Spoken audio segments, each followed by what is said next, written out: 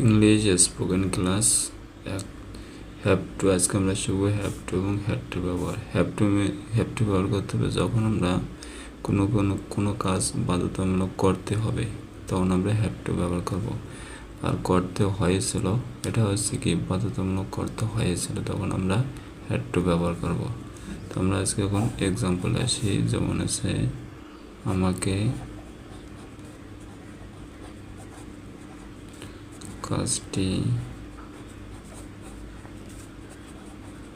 করতে হবে। এর ইংরেজি হলো I have to do the work. আমাকে কাজটি করতে হবে। আরেকটা লিখতে হবে আই হ্যাভ টু, আমাকে যেতেই হবে। আমাকে যেতে ইংরেজি হলো আমাকে যেতে হবে। ইংরেজি হলো আই হ্যাভ টু গো। আমাকে যেতে হবে। যেমন আমাকে খেতে হবে, ইংরেজি হলো আই হ্যাভ টু ইট, মানে খেতে হবে। এটা ইংলিশটা হলো খেতে হবে, মানে আমাকে যেতে হবে, হ্যাভ টু গো, আমাকে খেতে হবে, হ্যাভ টু ইট। আমরা কি হ্যাভ টু এবং হ্যাড টুর ব্যবহার, হ্যাভ টুর ব্যবহার শিখলাম। এখন আমরা শিখবো হ্যাড টুর ব্যবহার। হ্যাড টু মিনস হলো করতে হয়েছিল। আমরা কখনো যদি কথা বলার সময় করতে হয়েছিল ব্যবহার করলে আমরা হ্যাড টু ব্যবহার করব। যেমন আমাকে করতে হয়েছিল, আমাকে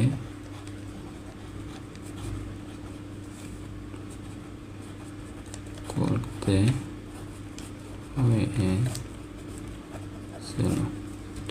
এর ইংলিশ হলো আই হ্যাড টু ডু, আমাকে করতে হয়েছিল।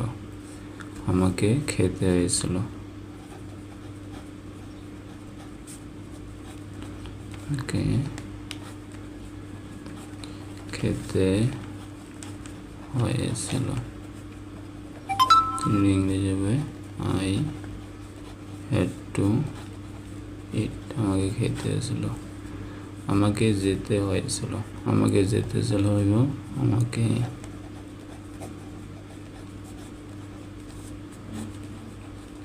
যেতে হয়েছিল। ইংরেজি হবে আই হ্যাড টু গো, আমাকে যেতে হয়েছিল। So thanks for watching this video. For subscribe my channel.